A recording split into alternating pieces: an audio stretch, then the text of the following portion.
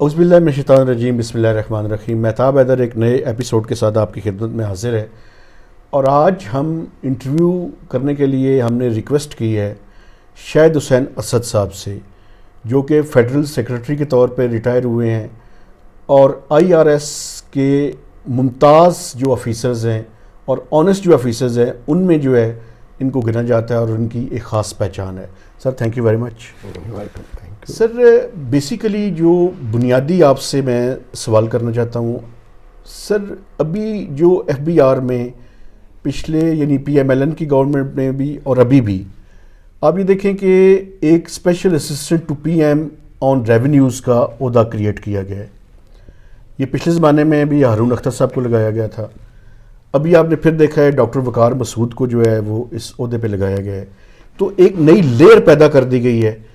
آپ کا کافی زیادہ عرصے کا ایکسپیرینس ہے FBR میں کام کرنے کا، تو فائنانس منسٹر زیادہ افیکٹو ہے ڈیسیجن میکنگ کے حوالے سے، یا اس طرح کا اسپیشل اسسٹنٹ جو ہیں وہ افیکٹو رول جو ہے وہ پلے کر سکتے ہیں؟ آپ کا کیا اس کے بارے میں رائے ہے؟ دیکھیں، thank you very much for inviting me to this channel.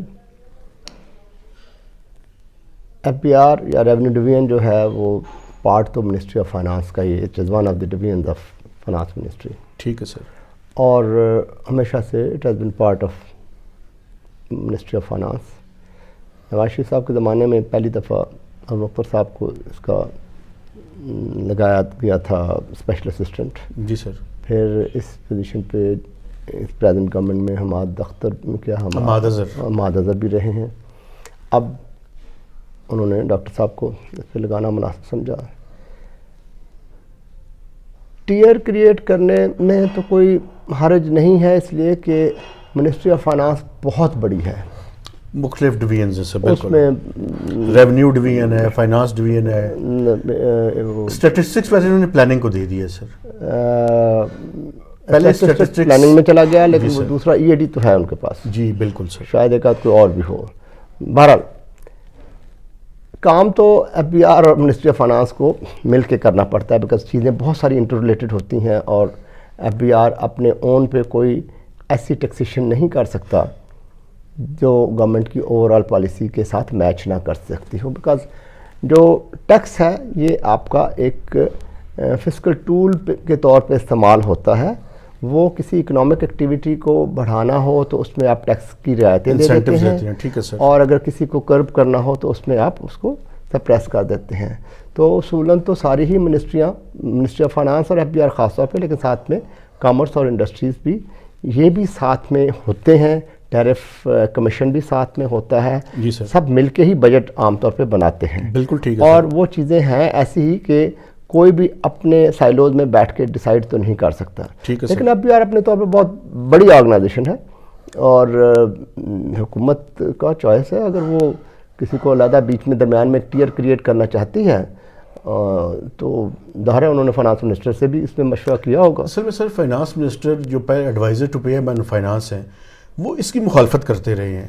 آپ کو یاد ہوگا کہ جب حماد اظہر صاحب کو لگایا گیا تھا تو ود ان 24 آورس نوٹیفیکیشن کو وڈرا کر لیا گیا تھا، کیونکہ وہ یہ سمجھتے تھے کہ پہلے آپ نے اسٹیٹسٹکس ڈویژن ان سے نکالا ہے، EAD کا جو ہے وہ علیحدہ سے منسٹر وہ لے آئے ہیں، تو اگر ریونیو بھی ان سے نکال لیا جائے ان کی ڈومین سے، الٹیمیٹلی تو فائنانس منسٹری کے پاس ہی جانی ہیں چیزیں۔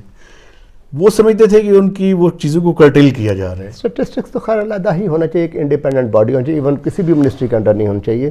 اگر آئیڈیلی اسپیکنگ تو آپ کے ملک کی اسٹیٹسٹکس کیا ہیں، وہ کسی سرکاری ادارے کو ان کو مینوور کرنے کی اپرچونٹی ہونی ہی نہیں چاہیے، وہ تو ایک انڈیپینڈنٹ ہونا چاہیے، اس میں تو کوئی شک نہیں ہے۔ ٹھیک ہے سر۔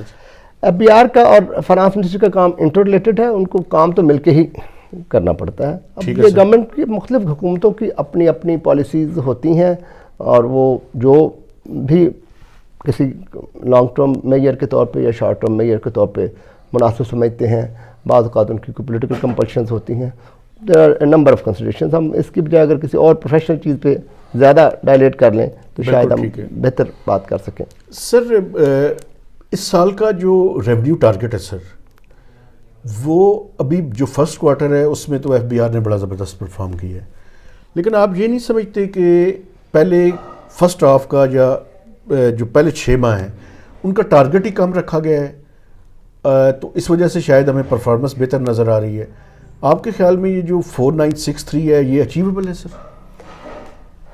دیکھیں اپیرنٹلی تو اگر انہوں نے 1 ٹریلین کے قریب کر لیا ہے تو جو ٹریڈیشنلی ہے وہ پہلے کوارٹر میں ٹوٹل بجٹ کا ٹارگٹ کا 20% رکھا جاتا ہے. ٹھیک ہے سر. اگر تو وہ چیز ہے پھر تو درست لگ رہا ہے، لیکن اوور آل اکنامک ایکٹیویٹی پہ سب چیزیں ڈپینڈ کرتی ہوتی ہیں. ٹھیک ہے سر.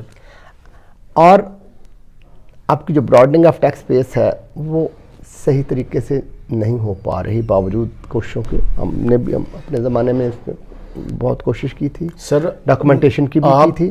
آپ وہ تھے جنہوں نے وہ انٹروڈیوس کروایا تھا یعنی نان فائلر اور نان فائلر کا ایک ڈسٹنکشن کریٹ کروائی تھی. تو اس کی وجہ سے فرق بہت سارا پڑا. آپ کا نمبر آف فائلرز بہت بڑھ گیا ہے، بالکل بڑھ گیا. لیکن جو چیز ہمیں کرنے کی ضرورت ہے وہ ہم ابھی نہیں کر پا رہے. اس میں ایک تو مین پاور کی بھی کمی ہے. ایف بی آر کے پاس مین پاور سفیشینٹ نہیں ہے، ریکوائرڈ نمبر نہیں ہے. ایک پوزیشن 3 پوزیشن پہ ایک افسر جو ہے وہ کام کرتا ہے. سٹاف بھی ان کے پاس کمپلیٹ نہیں ہے. آٹومیشن جو ہے وہ ابھی ہماری مکمل نہیں ہوئی ہے. اصولاً تو بہت سارا کام تو آٹومیشن کے تھرو ہونا چاہیے تاکہ ہیومن انٹریکشن کم سے کم ہو، لوگوں کو آپ سے شکایت نہ ہو، لیکن آپ کا ڈیٹا ایف بی آر کے پاس سارا ہو اور وہ اس کو جج کر سکے کہ میں نے اگر نیل کی ریٹرن بہت سارے اس وقت جو 26-27 لاکھ فائلر ہیں اس میں شاید 5-6 لاکھ تو نیل کے ہی ہوں گے. ایسے ہی وہ جینون بھی ہیں. مثلاً بہت سارے لوگ ہیں جو پینشنر ہیں، بہت سارے لوگ ہیں جو ایگریکلچر انکم ارن کرتے ہیں. اب وہ شہروں میں رہتے ہیں، ان کے پاس 1 کنال کا گھر بھی ہے. لا کی ریکوائرمنٹ یہ ہے کہ وہ ریٹرن فائل کریں. چونکہ ہم نے فائلر نان فائلر کی ڈسٹنکشن ایسی کریٹ کی کہ آپ کو بینک ٹرانزیکشن میں، آپ کو پراپرٹی کی پرچیز میں، گاڑی خریدنے میں ہم نے ایسی سچویشن پیدا کی کہ لوگ مجبوراً ریٹرن فائل کریں، تو انہوں نے ریٹرن فائل کرنا شروع کر دی ہے. This is a step towards positive direction of economy. لیکن جو اگلی چیز ہمیں کرنا چاہیے کہ جو بھی ریٹرنز آتی ہیں ہمارا سسٹم ان کو انالائز کر سکتا ہو اور دیکھ سکتا ہو کہ ان میں سے کون لوگ ہیں جو اپیرنٹلی تو زیرو انکم دے رہے ہیں بٹ ان کی کافی ساری سورسز، لائف سٹائل جو ہے وہ ان کا لائف سٹائل ڈفرینٹ ہے. اور اصل لوگوں کو آپ کو پکڑنا پڑے گا ایکسپینڈیچر سائڈ سے. سر ایک اور چیز یہاں پہ، یہ جو آپ کا ڈیٹا بیس ہے سر، ڈیٹا بیس تو ایک چیز ہے، اب اس ڈیٹا بیس کو کنورٹ کرنا ٹیکسیبلٹی کے اندر، یہ میرے خیال میں صرف خواہش اور ٹیکنالوجی سے نہیں ہوگا. آپ کو ایسے اس انداز میں اپنی یعنی ایف بی آر کو کیپیسٹی بلڈنگ کرنی پڑے گی کہ وہ اس انفارمیشن کو ٹیکسیبلٹی کے اندر کنورٹ بھی کر سکیں. میرے خیال میں یہ لیکنگ نہیں ہے. جی یہ بہت زیادہ لیکنگ ہے، بیکاز لوگ ابھی بھی اتنے ڈیئر ڈیول ہیں.